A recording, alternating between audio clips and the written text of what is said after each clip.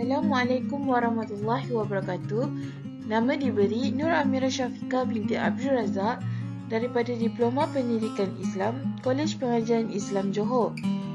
Pada video kali ini, saya akan membentangkan tentang tajuk aspek kemasyarakatan bagi subjek pembangunan sosioekonomi Malaysia.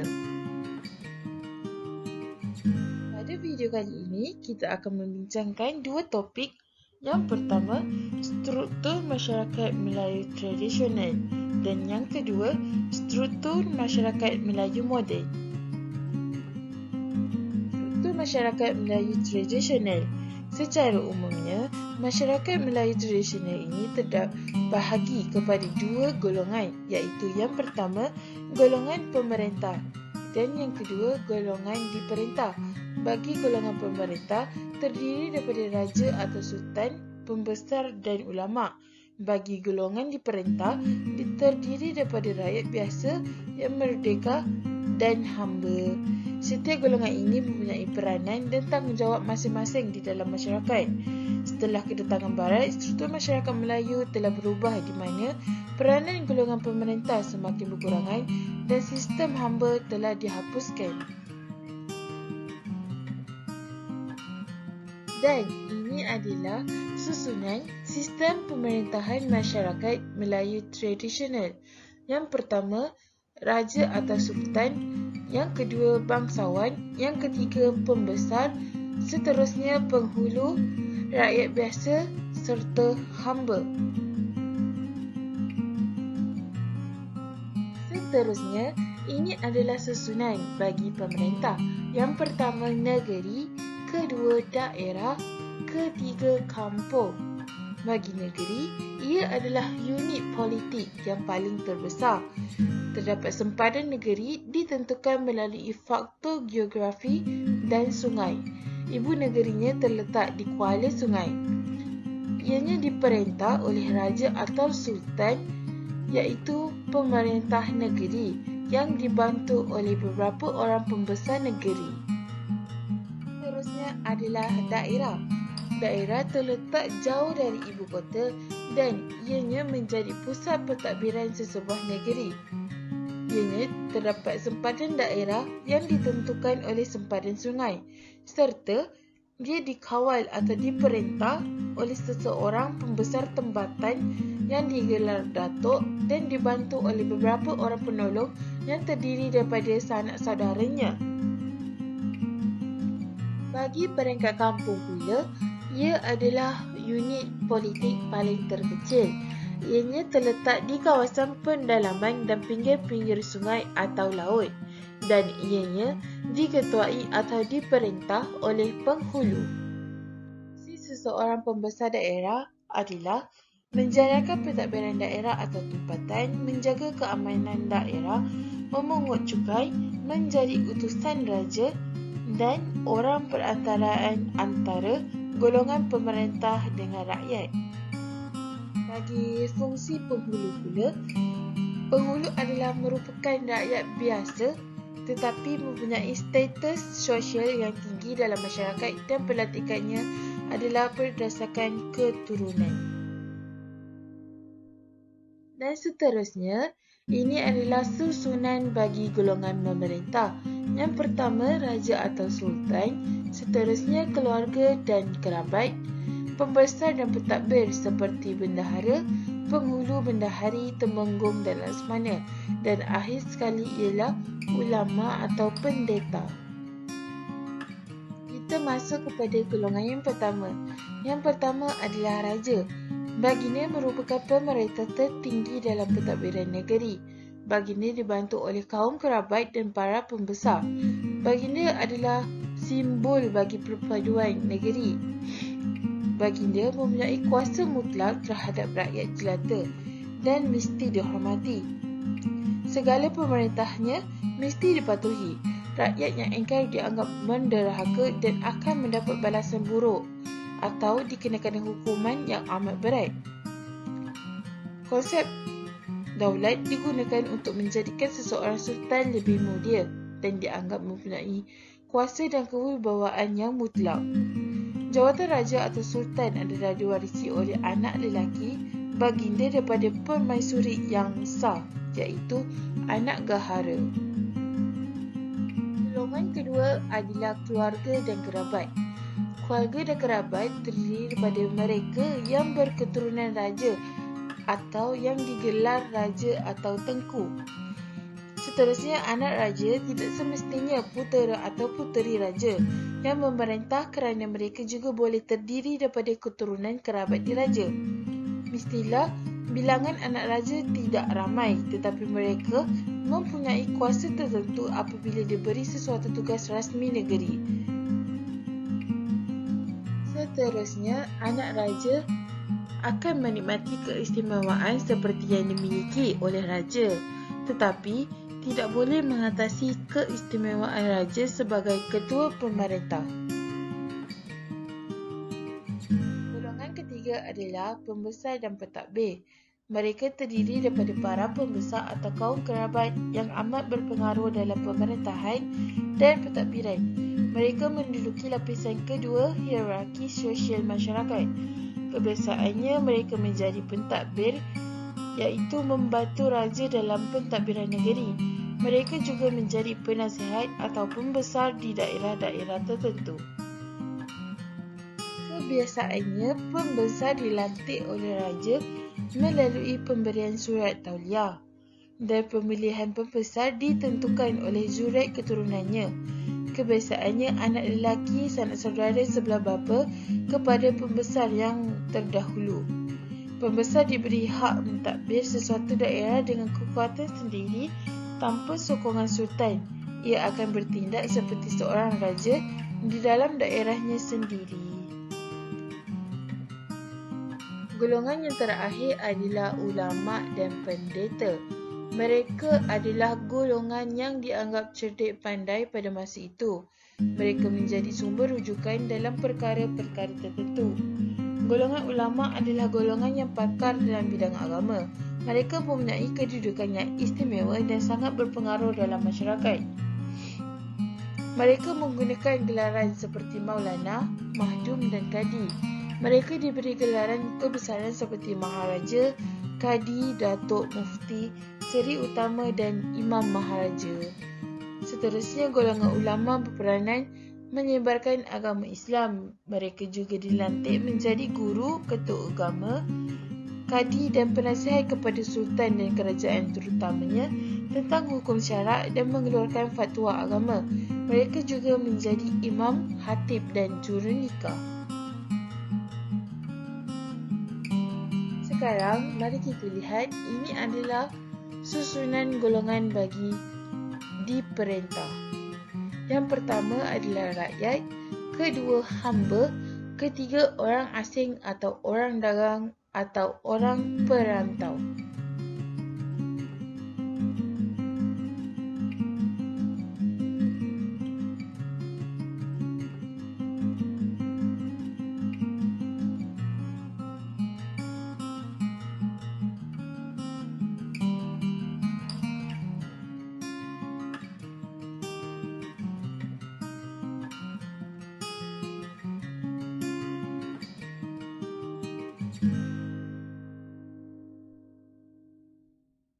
Seterusnya, bagi golongan rakyat adalah rakyat biasa yang bermustatin tetap dan menjadi pengikut setia kepada pembesar yang mentadbir daerah dan jajahan menduduki lapisan tertinggi dalam golongan yang diperintah. Ketaatan kepada sultan ialah mutlak dan tidak boleh berbelah bagi. Mereka rela dengan amalan sistem serah seperti bekerja di tanah pembesar tanpa mendapat upah dan sistem kerarah seperti menjadi bala tentera dan mendirikan istana.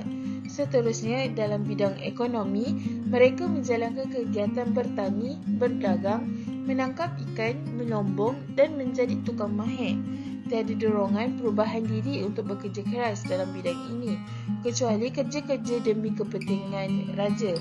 Seterusnya, rakyat biasa sebuah kampung selalu mempunyai pertalian kekeluargaan dan mengamalkan tradisi hidup secara bergotong royong, bekerjasama dan bermuafakat.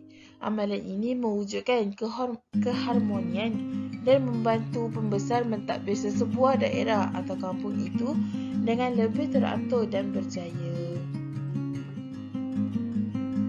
Yang kedua adalah orang asing atau orang dagang. Orang asing pula merupakan orang bukan Melayu dan datang ke tanah Melayu hanya untuk tujuan tertentu.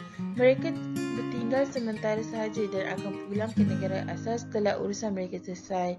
Mereka terdiri daripada pedagang, perantau, senteri iaitu orang yang merantau kerana menuntut ilmu dan mubaligh. Rakyat asing boleh dibahagi kepada dua kumpulan. Yang pertama, mereka yang melibatkan diri dalam pelbagai kegiatan sosial seperti menjadi tentera upahan dan kebanyakan mereka berasal daripada Jawa dan Pasai. Seterusnya, mereka yang melibatkan diri dalam kegiatan ekonomi seperti peniaga runcit, pemborong dan pelombong.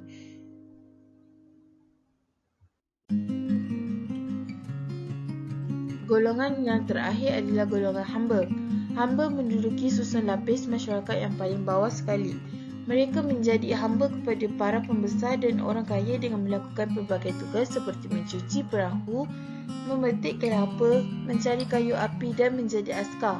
Mereka akan menyumbang tenaga untuk menambah harta tuannya serta melambangkan ketinggian taraf sosial pemiliknya. Hamba pula terbahagi kepada 3 bahagian. Yang pertama, hamba raja, kedua, hamba biasa dan akhir sekali ialah hamba berhutang. Bagi hamba raja, mereka adalah yang berasal dari golongan yang merdeka dan juga dikenali sebagai budak raja dan bergerak biduanda. Mereka dimiliki oleh raja dan mempunyai taraf yang lebih tinggi berbanding dengan hamba-hamba yang lain. Hamba raja dan keturunannya akan menjadi hamba secara turun-temurun dan hanya akan diberikan atau dibebaskan jika mendapat kerelaan raja. Bagi hamba biasa pula, mereka berasal dari keturunan hamba. Mereka diperolehi daripada pembelian atau pertukaran oleh tuannya.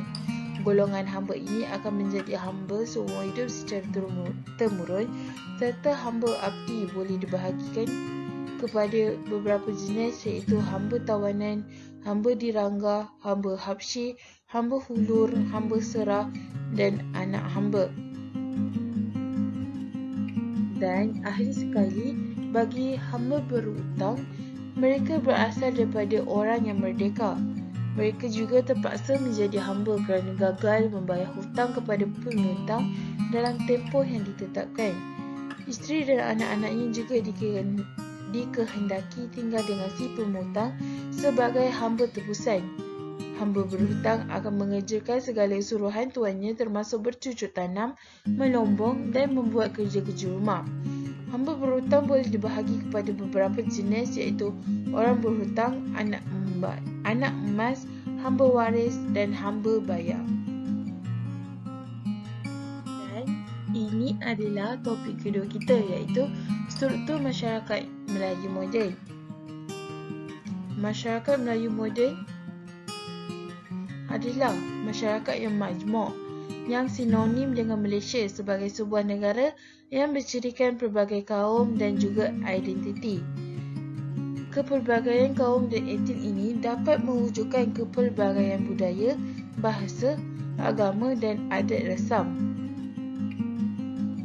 Masyarakat ini juga berada di bawah sistem politik yang sama. Seterusnya, ini adalah susunan struktur sistem pemerintahan negara. Yang pertama, yang di-Pertuangan Agong diikuti dengan perundangan, pentadbiran dan kehakiman. Perundangan terdiri daripada Parlimen, dari Dewan Negara dan Dewan Rakyat.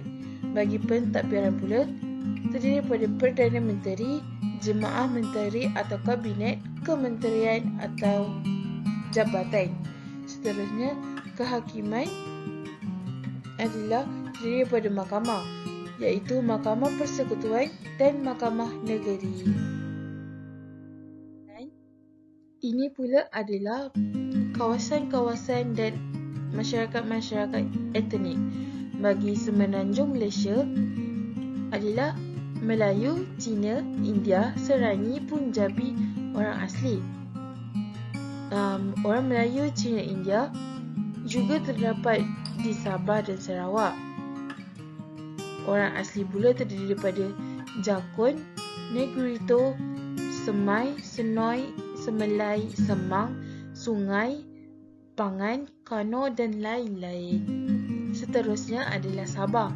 Sabah terdiri daripada Kadazan Dusun, Bajau, Murut, Bisaya, Kedayan, Lotut, Dumpas, Rungus dan Sulu. Dan akhir sekali adalah Sarawak. Sarawak terdiri daripada Dayak Iban, Dayak Bidayu, Melanau, Orang Ulu, Kayan, Bisaya, Kedayan, Kelabit, Kenyah dan Punan. Seterusnya, ini adalah kepelbagaian agama yang ada di masyarakat Malaysia. Yang pertama, Islam dianuti oleh masyarakat Melayu dan kaum lain. Kedua, Kristian, majoritinya masyarakat Cina, India, Kadazan, Iban dan lain-lain. Seterusnya, Buddha. Buddha dianuti oleh masyarakat Cina. Keempat, Hindu. Hindu dianuti oleh masyarakat India. Kelima, Sikh. Sikh akan dianuti oleh orang kaum Punjabi.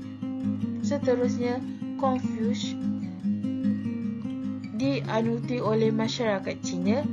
Akhir sekali, Taoist dianuti oleh sebahagian kecil masyarakat Cina.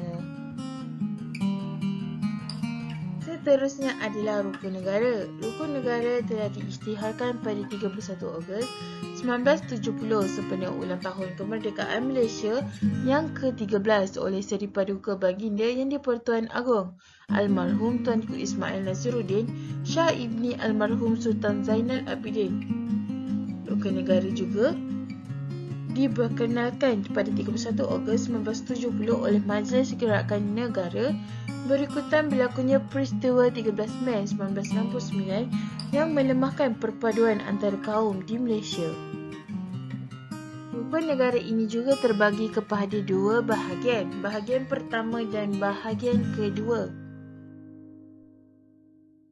Bahagian pertama adalah dengan menggariskan objektif masyarakat Malaysia yang mahu dibentuk, iaitu mencapai perpaduan yang lebih erat dalam kalangan seluruh masyarakat, memelihara satu cara hidup demokratik, mencipta satu masyarakat yang adil di mana kemakmuran negara dapat dinikmati bersama secara adil dan seksama, membentuk satu sikap yang liberal terhadap tradisi kebudayaan yang kaya dan berbagai-bagai corak, membina sebuah masyarakat progresif yang akan menggunakan sains dan teknologi moden.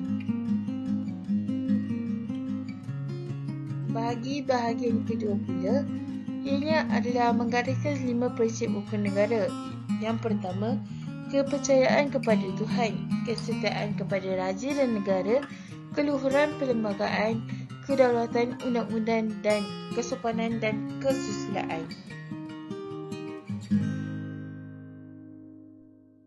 Dan ini sahaja. Sekian daripada saya.